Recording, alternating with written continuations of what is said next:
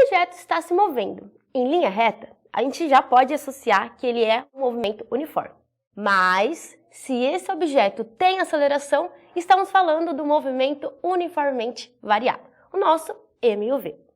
Aqui, a grandeza-chave é a aceleração, ou seja, quanto mais veloz a gente for, quanto maior a nossa velocidade, a gente vai estar acelerando. Mas, se eu diminuir aqui a minha velocidade, quer dizer que eu vou estar desacelerando, ou seja, freando. Tudo isso pode ser descrito como aqui a nossa primeira equação do MUV, que é a da aceleração média, que nada mais é do que a variação da velocidade, velocidade final menos inicial, dividido pela variação do tempo.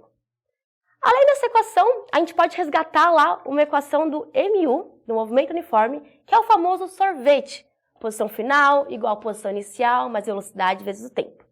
No movimento uniforme, a gente não tem aceleração, velocidade é constante. Então, a equação acaba aqui. Agora, no MUV, a gente vai ter o sorvetão. A gente vai acrescentar aqui uma partezinha com aceleração vezes o tempo ao quadrado dividido por 2 para complementar aqui a nossa função horária da posição. Além disso, alguns exercícios não vão nos dar algumas informações. Eles podem dar aqui aceleração, distância, velocidade, mas às vezes eles esquecem de nos dar o tempo. E para isso vamos utilizar a equação de Torricelli, que usa todas essas grandezas menos o tempo. Então se o exercício não te der, relaxa, só usa essa que você vai conseguir encontrar as outras grandezas sem dificuldade. Tudo isso ainda pode ser tabelado e colocado numa classificação de movimentos.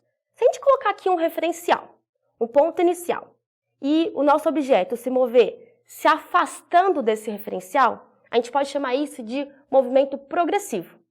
Com esse movimento, a gente acrescenta um sinal de positivo na velocidade e sabe que é um movimento progressivo. Se o nosso objeto está se aproximando do nosso referencial, a gente chama isso de movimento retrógrado ou regressivo. E isso a gente representa com sinal de negativo na velocidade. Se o nosso objeto está acelerando, a gente chama isso de um movimento acelerado. E a aceleração aparece com sinal de positivo. Mas se o nosso objeto ele está desacelerando ou freando, a gente vai usar ali um sinal de negativo na aceleração e isso vai ser um movimento retardado. Então aqui a gente tem aqui uma ideia de como seriam esses movimentos e agora é só utilizar e arrasar nos exercícios.